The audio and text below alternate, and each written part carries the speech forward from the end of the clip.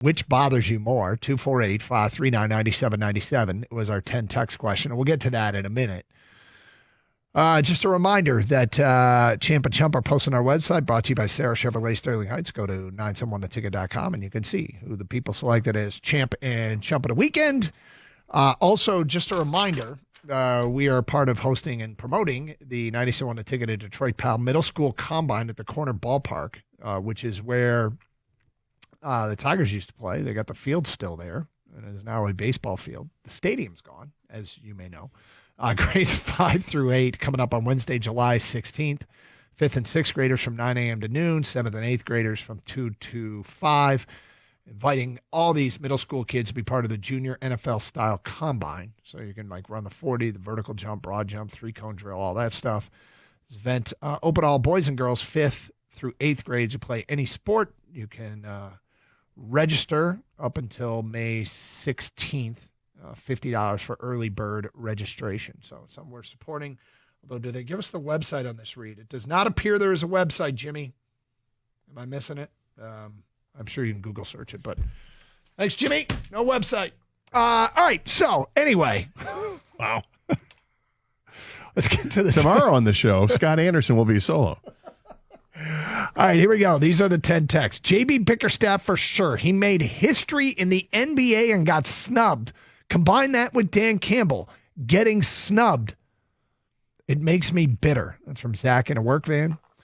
JB all day. He took a team that was poorly coached, a team that didn't seem to want to play for said coach, turned them around, made them a playoff team in his first year in the organization. That's Tom in a garbage truck.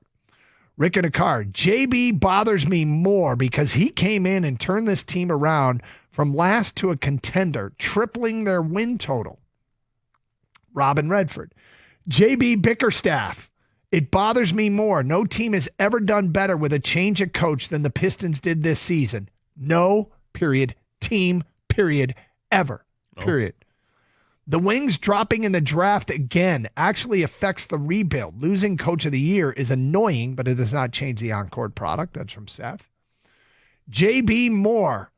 I'm so used to the Wings not having luck in the lottery. That's from Jeff in a truck. Mark in Grosse Pointe. The Red Wings thing is ridiculous, and more people are convinced the complicated setup of the lottery makes it more likely that it is fixed.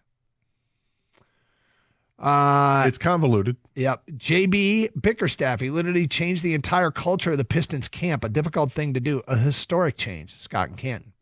Kenny in Westland. Bickerstaff not winning because he lost to a coach who won for similar reasons that caused Dan Campbell to lose coach of the year. The revolving criteria is frustrating. Peter in Ann Arbor. Red Wings lottery luck is just math. What Bickerstaff did was all-time unique. Totally upset with the NBA Coach of the Year choice. This is interesting because for the one person who hit the nail on the head, the Wings dropping again actually affects the rebuild. Losing Coach of the Year is annoying, but doesn't change the on-court product. That was Seth. He's right. That's the way I feel about it. But 7 out of the 10 say it's JB Bickerstaff. I mean, it's such a snub, and I can get worked up about it. But if you're going to compare it to the Red Wings dropping in the draft, I mean, that is literally something that could affect the outcome of the franchise. Yep. Not getting an accolade it's not that big of a deal, but we can make it a big deal. I mean, I think it's crap. And when you think about it, he did what no other coach and no other team has done in NBA history. To go from 14 to 44 wins is crazy in one season. And the guy who wins it, did Cleveland have a good year last year? They're better than the Pistons for sure. Yeah. So I mean, I don't understand this. Yeah.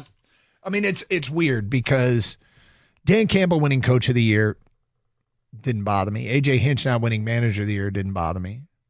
JB Bickerstaff not winning Coach of the Year doesn't bother me. All individually. The three of them, nobody getting anything. Does make me raise my eyebrow a little bit here. Is anybody paying attention what's going on up here in Detroit? Is anyone paying attention? Hello? Is this thing on? Is anyone paying attention? So, historic turnaround, unbelievable comeback for the Tigers. Okay, AJ Hinch, late to the party. I could see it. I mean, I could see all of them losing, but why didn't Dan Campbell win it? Dan Campbell, and look, different leagues, different voters, so they have their different sets of their own criteria. But I guess Dan Campbell didn't win it because the team was so incredibly talented that 15-2, in spite of all the injuries, wasn't impressive. That wasn't impressive enough to win Coach of the Year. Okay. Got it. Wasn't mad. Now you stack the JB Bickerstaff thing on top of it, where they did have the historic turnaround. And oh, by the way, they did have injuries, including losing a starter. No. Hello? Somewhere there's an engineer that's really upset with you. Up here in Detroit, we do stuff too. We play games. If anybody noticed. This starts to feel a little bit like nobody's paying attention to what's going on in Detroit. What? So, yeah, when you have team success, I don't care about individual awards. I've said it forever. If I have my team stinks and all I have to root for is, my player to win a batting title, that's what I'll root for. But in this particular instance, when you start looking at the success that our guys have had here, and none of them win their coach or manager of the year in their respective leagues, are our games televised? I'm sorry. Our game's not on TV anymore? Is that what it is? Did Shaq get a vote? Maybe. Is that who was voting? I think Flip Saunders done a great job in Detroit. I mean, seriously. None of them? They're really supportive out there in the Palace. Right? I mean, so no love. No love for any of our guys. Does that start to feel a little bit weird? It's a little weird. Is it? Yeah, it is. I was looking back to see if did they give it to Larry Brown when they won the championship, and they did not. And probably rightfully so, because the Pistons had it, and that's why I was going to kind of do the criteria thing with. But this is what it goes. Like, Pistons were a good team with Rick Carlisle, who did win Coach of the Year in 01-02. 2 years later, they win the NBA championship after another couple 50-win seasons or whatever, and Larry Brown doesn't win it. So Cleveland went a good team last year. Isn't it the same thing?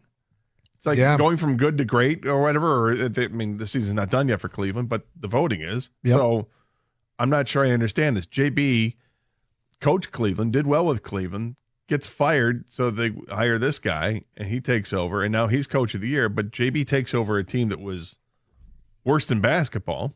Yep. And triples the win total in one off season. And let me see. The players they had in the off season, were they all-stars? No. Superstars, probably? One superstar? No?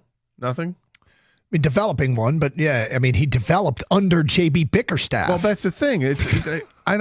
Whatever. I mean, is it a snub? Is it a slight? I think it is. But nothing's going to be done about it, and I don't know if anything should be done, but it'd be nice if they actually had more recognition. I mean, I'm surprised that the first place vote was a 56-31. Yeah, it wasn't particularly close. And then Costa was saying that there wasn't on some people's ballots. They didn't even vote for JB Bickerstaff. Like, how do you have a vote in this thing? Be someone who literally votes for the winner of this, and you're going to look at it and say, yeah, you know what? No, JB Bickerstaff, Pistons, don't think so. Yeah. Like, how? Huh? What are you looking at? I don't know. Like, what's your criteria? Again, our games must not be on TV. 248-539-9797. Those guys didn't get a copy of the standings. Perhaps that's it. That could be. They didn't get a copy of the standings. We need to do a better job getting copies of the standings sent out. Well, the Pistons probably just got into the play-in portion, right? They didn't make them. Oh, wait a minute. They made the playoffs. Oh, they did, yeah. Oh. Okay. I mean, it is kind of to not even vote for him is an absolute abomination. A abandonment of responsibility. But wow. All right, but let's get into the Red Wing thing too, because that's a blanking joke as well. I mean, you got to be. We'll get to that at 10:32. What bothered you more, JB Bickerstaff not winning NBA Coach of the Year, or the Red Wings dropping in a lottery? And I'm open. I'm open to taking, we don't do this a lot, but I'm open to taking calls about how come none of our guys get this acknowledgement. No AJ Hinch, no Dan Campbell, no JB Bickerstaff. I can make a case against all three of them, but you start tallying them up and you go, is something going on where people are not paying attention to what's happening in Detroit? This isn't Siberia. We're not some remote outpost here. We're in the United States of America. This is true. The heart of the Midwest. 97.1 The Ticket.